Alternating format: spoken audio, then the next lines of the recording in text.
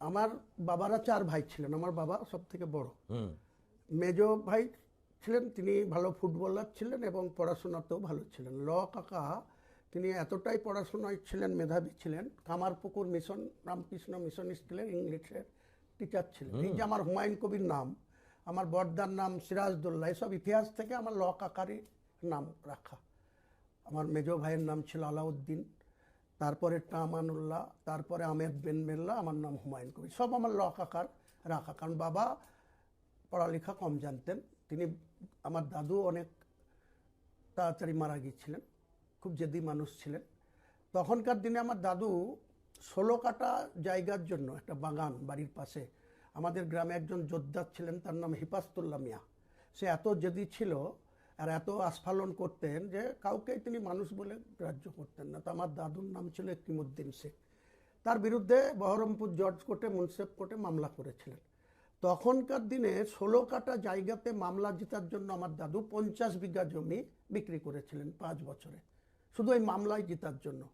কত বড় দাদুর ডিএনএটাই তোর মধ্যে এসেছে। তার নাম একিমউদ্দিন শেখ ছিলেন। আমার বাবারা নিষেধ করেছিল যে তুমি এই 16 কাটা জায়গার জন্য এত জমি বিক্রি করে দিচ্ছ, 500 টাকা বিঘা, 700 টাকা বিঘাতে তখনকার দিনে, আজ থেকে 90 বছর আগের কথা, করে দিয়েছে। জায়গাটা অবশ্য জিতেছে, মামলায় জিতেছে, কিন্তু আমাদেরকে কি করে দুর্বল করে দিয়ে গেছে, নিঃস্ব করে 16 কাটা 50 বিঘি জমির বিনিময়ে 16 কাটা জায়গা তিনি কোর্টে জিতলেন। তো সেই পরিবারের সদস্য। আমাদের নামকরণটা আমার যে কাকা সাইফুদ্দিন নাম ছিল, তিনি সিউড়িতে বিয়ে করেছিল, বীরভূমের সিউড়ি। এখনও মা বেঁচে আছে, তার এক ছেলে শের আফগান, সে সরকারি স্কুলের হেড টিচার, আগে বারাসাতে ছিল, এখন ট্রান্সফার হয়ে সিউড়িতে গেছে। সে আমার একমাত্র কাকার ছেলে, ডাকনাম বাবু। তাকে আমি পড়ালেখাটা, এত মেধাবী ছিল, কিন্তু তখনকার দিনে কাকা একটা অ্যাক্সিডেন্টলি কামারপুকুর মিশন স্কুল থেকে 1982 সালে ওখানে সাম্প্রদায়িক দাঙ্গাতে অ্যারেস্ট হয়ে যায়, বাড়িতে গেছিল। অ্যারেস্ট হওয়ার পর সাসপেন্ড হয়ে যায়। আমার এই ভাইকে আমার রোজগারের টাকা থেকে পড়াশোনা করেছিলাম। যেহেতু কাকার সাসপেন্ড, তার বেতন টাকা কমে গেছে, আমি তাকে মানুষ করেছিলাম। সে তো তুই অনেককে মানুষ করলি, নিজে হলি না কেন? নিজে হলাম না একটাই কারণে দাদা, আমার আক্ষেপ ছিল যে আমার বড়দা 1973 সালের গ্র্যাজুয়েশন, সিরাজদৌল্লা তার নাম, এখন 78 বছর বয়স। তারপরেরটাও মাধ্যমিক দেওয়ার পরেই আমার ভাই যে আছে আমানুল্লাহ, তার সঙ্গে বাড়িতে, আমাদের চাষি বাড়ি, পাট বাড়িতে রাখা ছিল, সেই পাট বিক্রি করে নিজেরা পয়সা ভাগ ভাগ নিয়ে আমার বাবা ওই যে বড় আলাউদ্দিন, তাকে একটা চর মেরেছিল যে তুই বাড়ির সম্পদ বিক্রি করেছিস, তাই টাকা ভাগ নিয়ে আবার মারামারি করছিস। তো তাকে একটা থাপ্পড় মারাতে সে অভিমানে, তখনকার কোনো মোবাইল ফোবাইল তো দূরস্থ, আপনার টেলিফোন কানেকশনও ছিল না। পরবর্তীকালে 1988 সালে আমি টেলিফোন নিয়েছিলাম, তখন ট্যাঙ্ক কলে কথা বলতে হতো।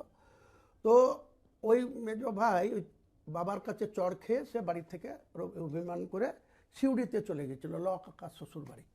ছোট কাকা মিলিটারি অফিসার ছিল।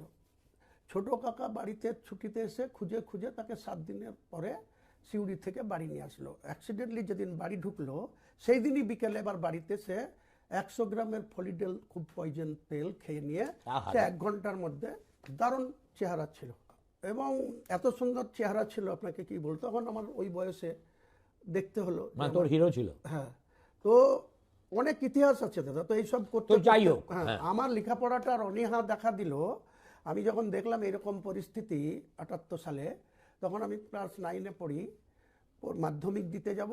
তো বাড়ির সবাই লেখাপড়া জানে, ছোট কাকা চাকরি করছে, তাকে মানুষ করেছে 3.5 বছর বয়স যখন, তখন আমার দিদা মারা গেছে, দাদু মারা গেছে। আমার মা ছোট কাকাকে মানুষ করেছে, আমার মা কাকাকে দেখাশোনা করেছে, বাবা কাকাকে পড়াশোনা করেছে, সব হয়েছে। কিন্তু বাবাই নিজে একটু কম শিক্ষিত ছিল, তো তার জমি জায়গা দেখাশোনা এইসব করে গোটা সংসারটা একসঙ্গে ছিল।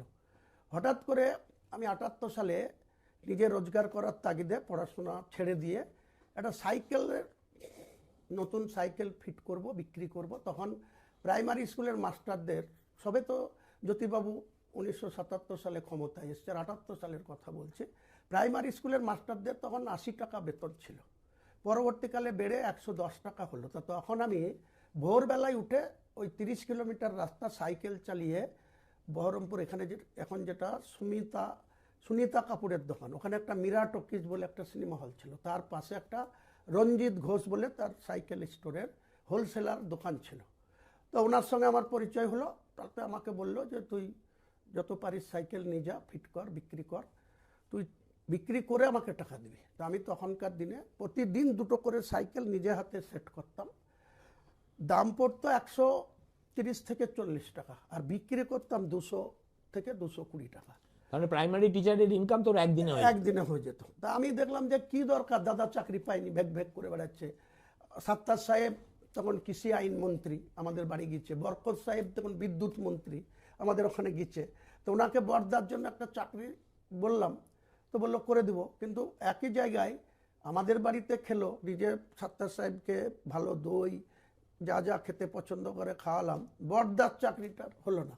অন্যান্য গ্রামের অনেকে RLI এ চাকরি করে দিল, আরও চিরকুটি লিখে দিল তাতে চাকরি, কিন্তু বর্দারটা আর করলো না। আমার কিছুটা অভিমান হলো যে চাকরি নিজের দাদার জন্য বললাম, সেটা হলো না। তো আমি বললাম আর লেখাপড়া করে কি করব, নিজের রোজগারের রাস্তা। তো ওই বললাম যে প্রাইমারি স্কুলের মাস্টার, তার 110 টাকা বেতন ওই টাইমে। তো আমি তো একদিনে 110 টাকা রোজগার করি তখন তো অনেক টাকা, অনেক টাকা সেটা। তো ওই করে করে দাদা 1985 সাল পর্যন্ত 83 সাল পর্যন্ত 5 বছরে সাইকেলের দোকান করে আমি 1 লক্ষ টাকা জমালাম ওরে বাবা তখনকার দিনে। এবং সাটু স্টেট ব্যাংকে এই যাদবপুরের একজন ছেলে, সে SBI এর ম্যানেজার ছিল, তার নাম ছিল সঞ্জীব চৌধুরী, যাদবপুরে ইউনিভার্সিটির কাছাকাছি বাড়ি। ওর বাবাও এখানে জোনালের অফিসে থাকতেন এই বিধাননগরে। আর উনি সাটু স্টেট ব্যাংক আমার বাড়ি থেকে ওই 15 কিলোমিটার দূর, সাটুই বহরমপুর আর এর মিডিলে। তো সঞ্জীব চৌধুরী একদিন আমার বাড়িতে আসলো। ওর ওই ব্যাংকে 1 লাখ টাকা জমানো দেখে ওর হেভি হচ্ছে যে ছেলেটাকে আজকের দিনে 1 লক্ষ টাকা ব্যাংকে সেভিংস রেখেছে। তো আমার বাড়িতে গেল, গিয়ে বললো যে আপনি এই টাকা কী করতে চান? আমি যদি আপনি আমাকে ফাইন্যান্স করেন তাহলে আমি একটা ট্রাক কিনবো। তো তখনকার দিনে 2,96,000 টাকা একটা ট্রাকের চ্যাসিসের, টাটা কোম্পানি। তো উনি আমাকে বাকি ফাইন্যান্স করলেন, 1 কোটি টাকা আমার আর্নেস মানি জমা করে নিয়ে আরও 2 লক্ষ টাকার মতো লোন দিলেন। দিয়ে এই যে টাটা ফ্রেঞ্চ মোটর কোম্পানি শরৎ বসু রোডে ওই কোনাতে আছে, এখনো অফিস আছে ওখানে, এজি আচার্য জগদীশ বসু রোডের। তো আমি সেই চ্যাসিস কিনে নিয়ে গিয়ে তখনকার দিনে লরির বডি টডি বানিয়ে WGQ 2138 একটা গাড়ির ট্রান্সপোর্ট নামালাম। সেই ট্রান্সপোর্টের গাড়ি চালাতে গিয়ে ঘটনাক্রমে অধীর চৌধুরী তখন এই ক্ষিতি গোস্বামী, দেবব্রত বন্দ্যোপাধ্যায়, ওখানে শেখর শাহ, তুষার দে, তিমির ঘোষ, এসব বামপন্থী নেতাদের সাথে দারুণ সখ্যতা। এবং আমার গাড়িতে একটা ড্রাইভার ছিল, সেই ড্রাইভার হঠাৎ করে আমাকে না বলে 3 দিন ধরে গাড়িটা বহরমপুরে গ্যারেজ করে দিয়ে ও বাড়িতে ওই জীবন্তী লক্ষ্মীনারায়ণপুরে বাড়িতে গিয়ে বসে আছে। আমার রাগ হলো, আমি মোটর বাইক নিয়ে গিয়ে বললাম আমার লোনের গাড়ি, আমাকে কিস্তি লাগবে, তুমি চালাতে পারবে না, আমাকে জমা করে দেবে। তো আমার রাগের চোটকে নামিয়ে দিয়ে মানিকচন্দ্র দাস বলে একজনের হাতে দিলাম, যাকে নামালাম সে মুসলিম ছিল। তো তারপরে আমার গাড়িটা ওখানে জালাল বলে একজন ওই ইউনিয়নের CPM-এর নেতা ছিল, স্বপন মণ্ডল, সেও মারা গিয়েছে, জালালও মারা গিয়েছে, আনন্দ রায় এখনও বেঁচে আছে, আরও কয়েকজন ছিল। আমার গাড়িটা আটকে দিল। ওরা বললো 3200 টাকা কম্পেনসেশন দিতে হবে, 3 মাসের মাইনে আর প্লাস 1000 কত। আমরা আমি 1 টাকা দেবো না। চন্দ্রকান্ত শ্রীমানি, তিনি ওই বহরমপুরের টাউন OC ছিলেন, আমার সাথে জানাশোনা ছিল, তিনার হেল্প নিয়ে আমি নিজে গাড়ি চালিয়ে ওদের ওইখান থেকে গাড়ি রেস্কিউ করে নিয়ে আসলাম। অনেক প্রতিরোধ, অনেক অধীর চৌধুরীদের আস্ফালন। আমাকে বলেছিল যে বহরমপুরে গাড়ি ঢুকতে দেবো না। তা আমি বলেছিলাম অধীর চৌধুরীকে যে আপনাদের যে মিত্তন বাজপেয়ী, নারায়ণ বাজপেয়ী, যাদের 10খানা লরি, আমার 1খানা লরি যদি এখানে অবরোধ করা হয়, আমি কোনো গাড়ি কলকাতায় যেতে দেবো না, মুভমেন্ট করতে দেবো না, রেজিনগরে আটকাবো। পরে মিত্তন বাজপেয়ীরা আমার সাথে বসে আন্ডারস্ট্যান্ডিং করেছিল যে ভাই তোমার গাড়ি হচ্ছিল। ছেলেবেলা থেকেই তুই ছেলেবেলা থেকেই আমি ডেসপারেট। তার মানে তুই অধীরের সঙ্গে পাঙ্গা নিয়ে তবে তারপরে অধীরের সাথে আমি মিলেছিলাম। কারণ অধীর চৌধুরীর সাঙ্গপাঙ্গরা আমাকে প্রকাশ্য 55 তলায় ডেড বডি ফেলে দেবো বলেছিল। এই স্বপন মণ্ডল, গোপাল সাহা, এই আনন্দ রায় এখনো তখন পুরোদস্তুর বামপন্থী করে, একদম পুরোদস্তুর বামপন্থী করে এবং বামপন্থীদের সাপোর্টটা নিয়ে, এমনকি 87 সালে দেবব্রত বন্দ্যোপাধ্যায়কে বড়ুয়া থেকে বহরমপুরে নিয়ে এসে শঙ্কর পালের এগেনস্টে আমরা 5000 লোকের সাইকেল মিছিল করেছিলাম শঙ্কর পালের হয়ে।